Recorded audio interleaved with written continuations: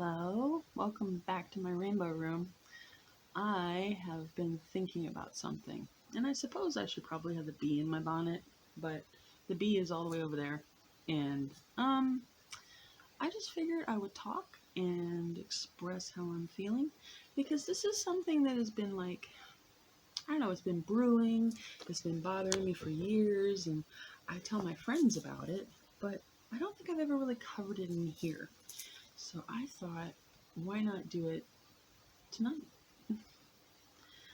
So here goes. Now, please, by the way, make yourselves comfortable. This is just going to be like a little chat. By the way, I got the hat is a borrow from Gaia, but I went ahead and decorated it tonight because I thought, well, what the heck, it might be kind of fun, right? So I put little earsies on it, and I put my little snake thing on it, and some roses, and so now I've got like this really cool looking hat. So I'm like super chuffed.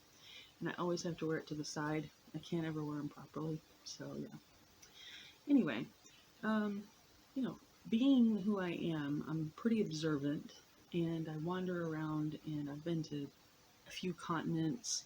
I've been to a few different countries.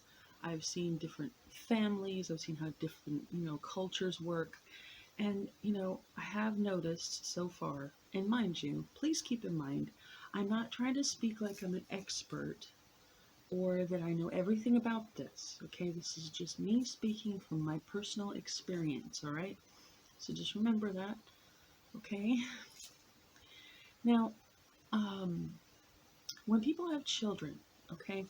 Now I've noticed this, I've heard this before, and I've lamented the fact many times, but there are families out there that think it's completely and utterly normal to imbue your daughter with the skills to take care of a house, how to cook, how to clean, how to iron, how to make, all sorts of little things for the house.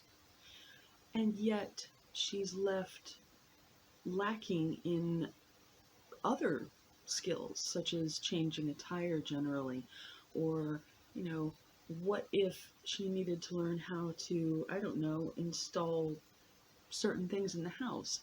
Um, it's knowledge that she needs and could use to live a more independent life. Okay.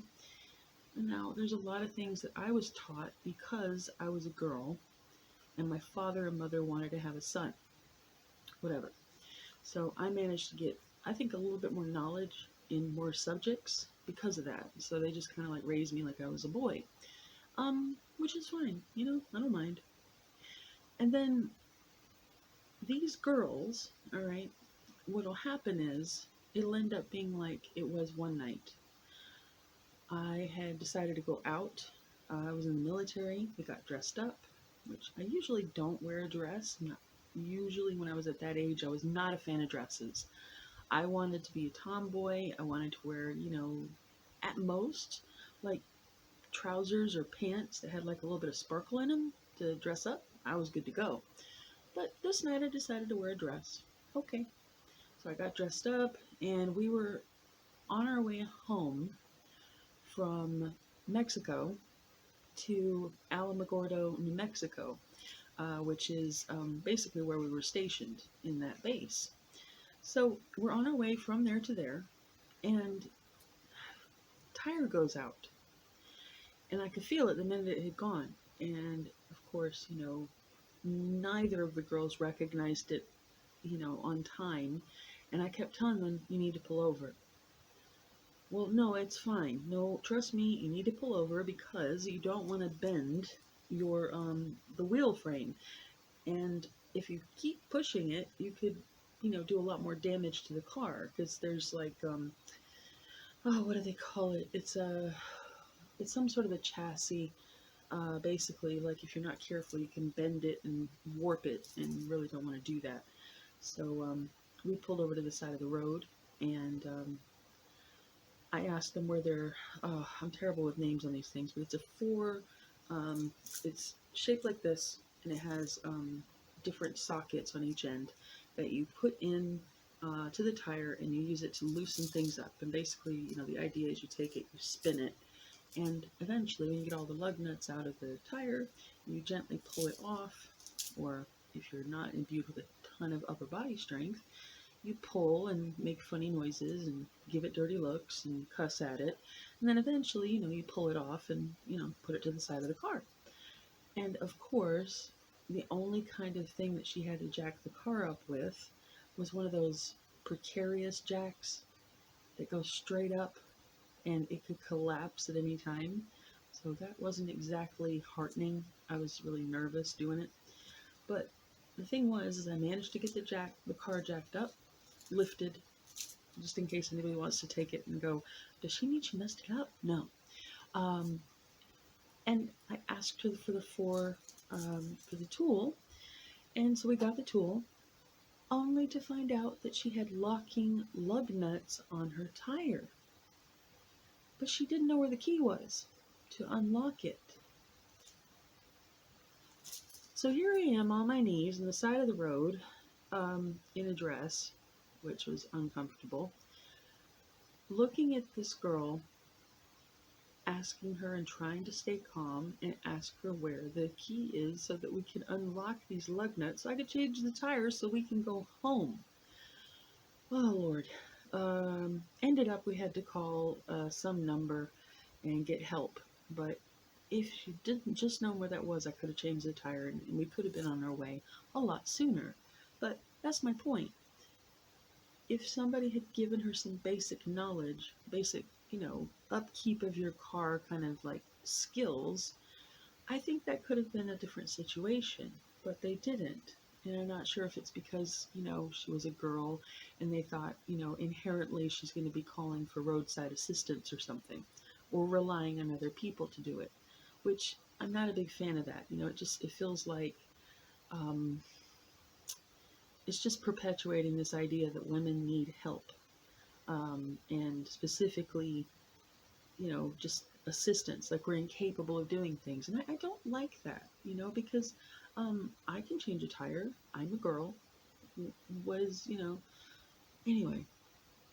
So if you have a daughter, teach her skills that she will need out in the real world. Because she's not always going to have a boyfriend around. She's not always going to have a husband around. And you want her to survive and do well, correct? Yeah. So teach her the same things you would teach your son.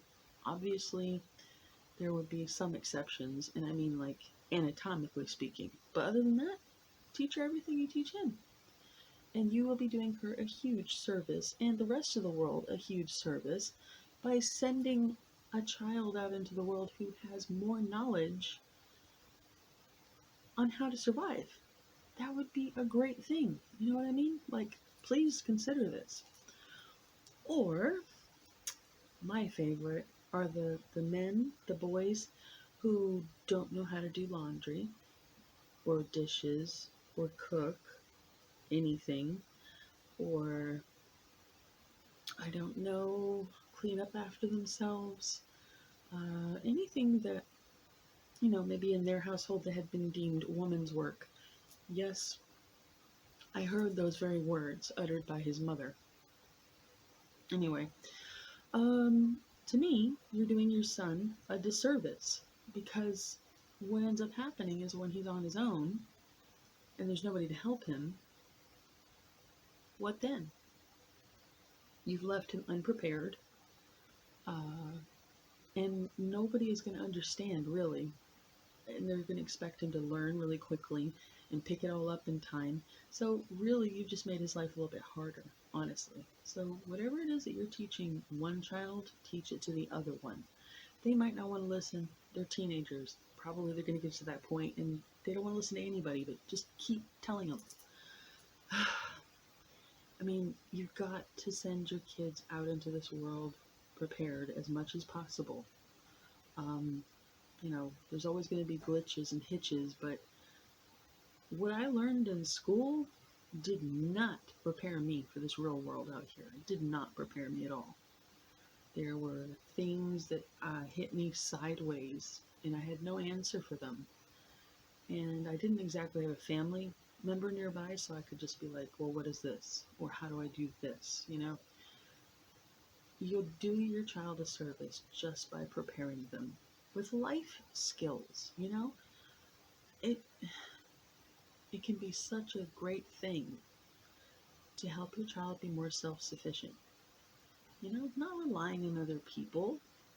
Teach them independence. Do it for themselves. I hear traditional gender roles and I just roll my eyes because the only role that's really good for you, that is meant for you as an individual, is the one that fulfills something inside of you, that makes you feel good. Beyond that, the media can take a hike on telling me, what a woman is supposed to be or what a man is supposed to be. They can take a freaking hike because they don't dictate to me, nor should they dictate to you what quantifies each gender, because there are not just two genders, okay? And I will argue that forever. So, if you feel like it, you want to run out of breath and you want to get a really dry throat and you want to lose your voice, hey, by all means, we can argue. But I'm telling you, it's too simplified going boy, girl. There's a lot more to it than that, a lot more subtleties and a lot more in history about that. So just, teach your children equally. Give them as much common knowledge as you can and just be supportive. It's really, all any kid can ask for, honestly, is to have someone they can go back to and talk to and ask questions and not be ridiculed or just, looked at funny. And one more thing, if I may, and then I'm done. If you do this, what I'm about to say, please stop doing this, okay?